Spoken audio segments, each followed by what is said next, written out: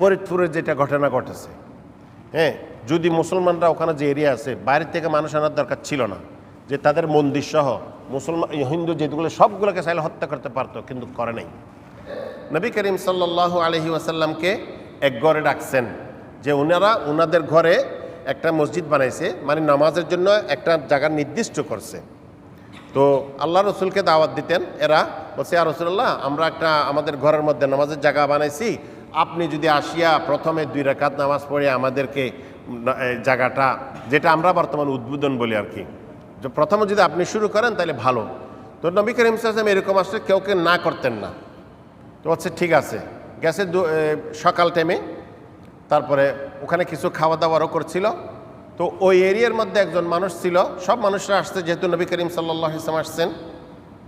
উনি জিজ্ঞাসা করলেন আইনা আবার দোকসম, আবু দোকসন নামে দোকসনের বাপ একজন মানুষ ছিল, বলছে উনি কোথায়? তো কিছু কিছু মানুষে বলছে না আফাক, সে তো ইয়া রাসূলুল্লাহ মুনাফিক হয়ে গেছে। তখন নবী করিম সাল্লাল্লাহু আলাইহি ওয়াসাল্লাম বলছেন লা, তোমরা এরকম বলবে না, কেননা হুয়া ইউহিব্বুল্লাহ ওয়া রাসূলা, সে আল্লাহ এবং আল্লাহর রসুলকে ভালোবাসেন। এই যে আল্লাহ এবং আল্লাহর রসুলকে ভালোবাসেন সেটার প্রমাণ কি? কেননা সে আল্লাহ রসুলকে দেখলে সম্মান করে, তার মানে আল্লাহ রসুলকে ভালোবাসেন, আল্লাহকেও ভালোবাসেন, নাহলে তো এই কাজটা করতো না।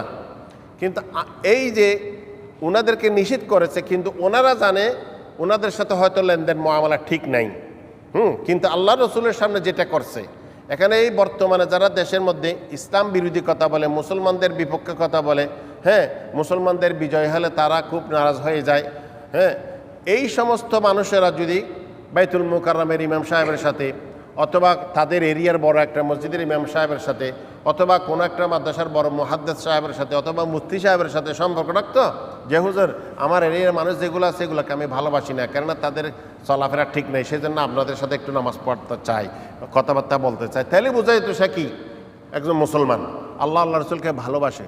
কিন্তু এদের সাথে না ছোটোখাটো মুমিন মুসলমানদের সাথেও সম্পর্ক, নাকি প্রসিদ্ধ বড়দের সাথেও কোনো সম্পর্ক, এর উপরে তারা ইসলাম বিদ্বেষ তাদের কথায় প্রকাশ পায়, এদের নাম কিন্তু মুসলমান নয়।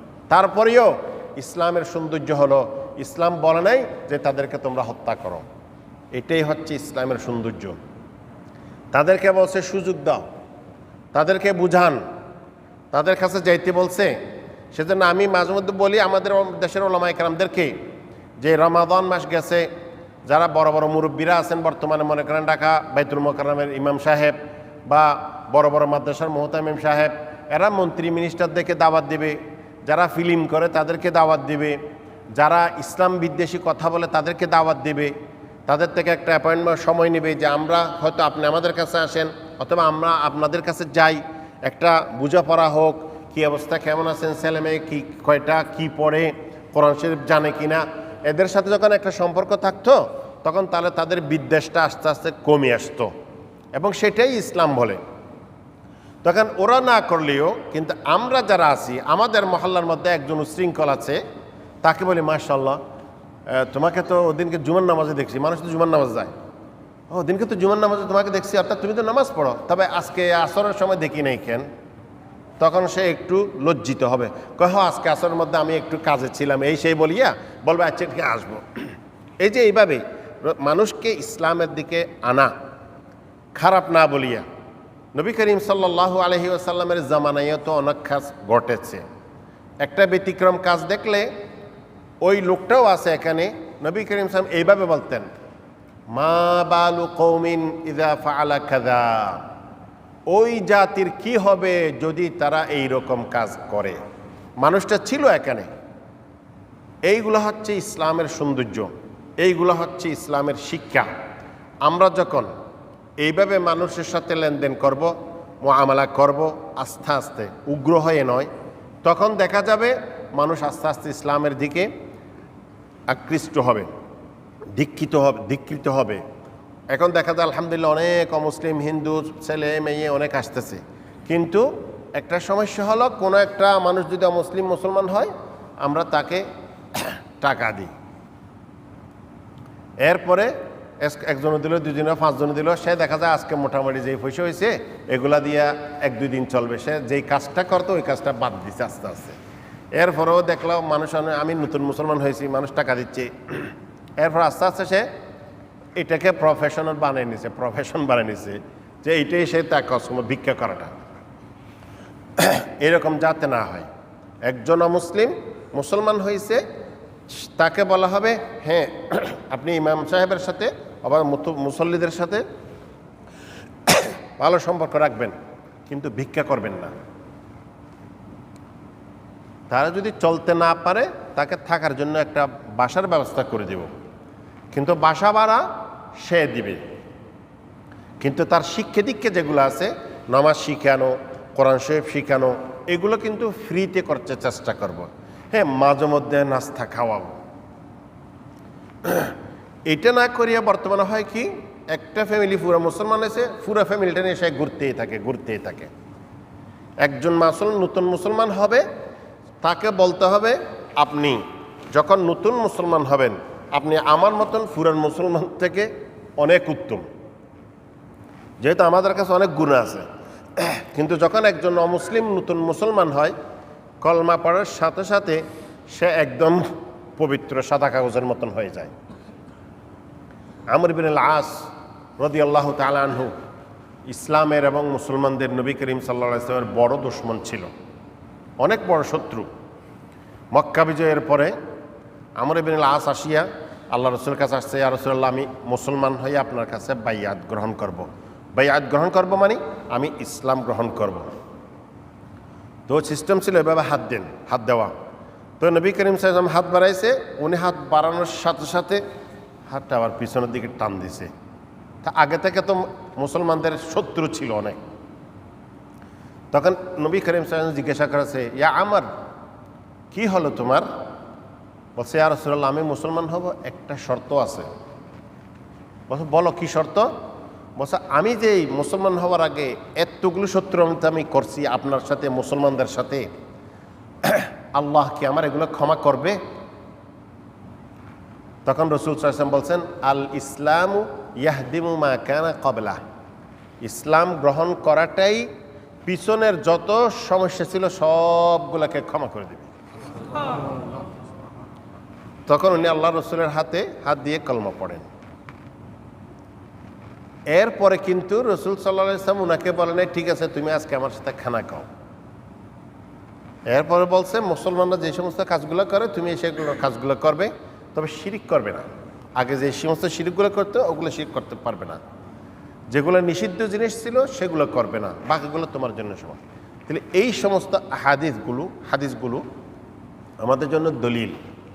একজন মানুষ যখন মুসলমান হবে তাকে আমরা সহযোগিতা করব, কিন্তু পয়সা দিতে প্রত্যেক দিন ভিক্ষা করার একটা সুযোগ করে দেওয়া সেটা হবে না। এরপরে বলা হবে, দেখেন আপনি এখন নতুন মুসলমান, পবিত্র। পুরান মুসলমানরা এদিক সেদিক এটা করে ওইটা করে, সেগুলো আপনি করবেন না। নতুনের গুরুত্বই আলাদা। আমরা পুরান কাপড় পরলে যেখানে সেখানে বসি, কিন্তু নতুন কাপড় ঈদের দিন মাটিতে বসি না, কারণ নতুন কাপড় কাঁচরা আসবে। নতুন মুসলমান হলেও তদ্রূপ সেইভাবে হতে হবে যে সে পুরান মুসলমান মতন, সে আগে যেরকম ছিল সেরকম এশার আজান দিচ্ছে, গপ মারতেছে, ফজর আজান দিচ্ছে, ঘুমায় রয়েছে, জোহর আজান দিচ্ছে, কাজ করতেছে, এগুলো যাতে না হয়। আবার এগুলোর জন্য আমরা যারা পুরান মুসলমান আছি তারাও কিন্তু এগুলো করতে পারবো না, কেননা আমরা হলাম তাদের জন্য পথ প্রদর্শক। আমরা যখন এগুলো এদিক সেদিক করবো না, তখন নতুন মুসলমান যারা হবে তারা ওইভাবে চলবে। তো এই সবগুলো বলার উদ্দেশ্য হচ্ছে যে ইসলামের যে একটা সৌন্দর্য, ফরিদপুরের যেটা ঘটনা ঘটেছে, হ্যাঁ, যদি মুসলমানরা ওখানে যে এরিয়া আছে বাইরের থেকে মানুষ আনার দরকার ছিল না, যে তাদের মন্দির সহ হিন্দু যেগুলো সবগুলোকে চাইলে হত্যা করতে পারতো, কিন্তু করে নাই। এক পর্যন্ত কেউ তাদের গায়ে হাত দেয় নাই। এটা ইসলামের সৌন্দর্য। আমিও বলতেছি না তাদের গায়ে হাত দিবে এটা, কিন্তু আমরা সরকারকে বলবো যে এইরকম একটা ঘটনা ঘটেছে, আপনার গোয়েন্দা বিভাগ কোথায়, তদন্ত করেন আপনি। বিশেষভাবে আমি যদি সরকারের পার্টি হই তাহলে আমার প্রতি দায়িত্বটা আরও বেশি আসবে। কারণটা কি? সরকারের বদনাম হওয়া মানে আমার বদনামে হওয়া, যেহেতু আমি সরকারের পার্টি করি অথবা পার্টি নাই করি, এইরকম একটা বদনামি যখন বিশ্বের মধ্যে ছড়িয়ে পড়ে, তখন আমরা যারা এসব এই দেশে মুসলমান আছি, অন্যান্য দেশে মুসলমানরাও আমাদেরকে বলে, কিরে তোদের দেশে এরকম মুসলমান দুইটা মারি ফেললো, হত্যাকারীরা কোথায়?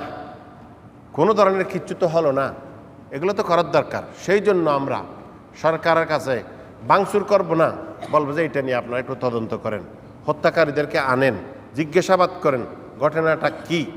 আস্তে আস্তে যখন এটা যেই দোষী যেই হোক না কেন তার বিচার হবে, তখন দেখবেন আস্তে আস্তে সরকারের মর্যাদাও বাড়বে, আমাদের দেশের মর্যাদাও বাড়বে। আর যদি এটা না হয়, আজকে একদিন কালকে একদিন পরশু একদিন, এরপরে মানুষ কিছু নিজেই উচ্ছৃঙ্খল হয়ে উঠে যাবে। কেননা আজকে এই দুজনকে আজকে পরের দিন আরেকজনকে মারবে, তারপরের দিন আরেকজনকে মারবে, বলছে এই দেশে তো আর থাকা যাবে না, আচ্ছা ঠিক আছে যখন মরে যাব তাহলে একসাথে মারিয়েই মরে যাই। সেই জন্য যেই জায়গায় আছে এই জায়গার থেকে আমাদের ওই জায়গার কোনো মানুষ যদি এখানে থাকে ইউনিয়নের, তাহলে ইউনিয়ন পরিষদের চেয়ারম্যানকে বলবে দেখেন এইরকম এগুলো তো হচ্ছে, আপনাদের ওই বদনাম, আপনার বদনামে হওয়া মানে আমাদের পুরো ইউনিয়নের মানুষের বদনাম, এটা যাতে না হয় আপনি তদন্ত করেন, এদেরকে আগে ধরেন, এরপরে সুষ্ঠু তদন্ত করে যে দোষীর বিচার হওয়ার দরকার। তো এই সবগুলো ইসলাম আমাদেরকে শিক্ষা দেয়। এইগুলো যখন আমরা এইভাবে চলবো তখন ইনশাআল্লাহ দেখা যাবে। কেননা এই পর্যন্ত একজন ঠাকুরমার ছিল ওই যে কক্সবাজারের জঙ্গলে, চীনের চায়নার প্রধানমন্ত্রী এবং প্রেসিডেন্ট দুজন দাবি জানাইছে এটার বিচার করতে হবে। ইউরোপ থেকে দাবি আসছে বাংলাদেশ সরকারের প্রতি যে একে কীভাবে মারলো, কেন মারলো। তো মুসলমান মানুষের বাইরে থেকে দরকার নেই, তো বাইরে এখানে কোনো আরব রাষ্ট্র বা মুসলমান কান্ট্রি তো বলে না এই দুই যুবক কেন মারা গেল, কিন্তু দেশের মানুষ তো আছে, দেশের সরকার তো আছে, দেশের মেম্বার তো আছে, চেয়ারম্যান আছে, চৌকিদার আছে, দফাদার আছে, হ্যাঁ এরা কোথায়, পুলিশ কোথায়, গোয়েন্দা কোথায়, এদের তো দরকার ছিল। কিন্তু এই কথা কেউ মনে করবে না জালেম যে ছাড় পাবে সেটা মনে করবে না। জালেম ধরা পড়বেই, খুনি আজ পর্যন্ত বাঁচতে পারে নাই। আপনি দেখেন যত খুনি, সে ছোট হোক সে বড় হোক, সে মন্ত্রী হোক প্রেসিডেন্ট হোক, খুনি গেছে, এটা নিঃসন্দেহ কথা। কিন্তু আমরা নিজেরা বিচার হাতে উঠে নিচ্ছি না, কিন্তু যারা বিচারে আছে তাদের উচিত হচ্ছে এগুলো নিয়ে দেখা, এবং আমরা এইভাবে ইসলামের সৌন্দর্যটা তাদেরকে বলতে দেখা যাবে ইনশাআল্লাহ একদিন মুসলমান ইসলাম সারা দুনিয়াতে হয়ে যাবে। ওদের কাছে যাওয়ার আগে আমরা যখন ঠিক হয়ে যাব, এটাই হলো আসল। আল্লাহ রাব্বুল আলামিন আমাদের সবাইকে পরিপূর্ণ ইসলামের উপরে, বেদাত মুক্ত সুন্নতের উপর আমল করার তৌফিক দান করুন।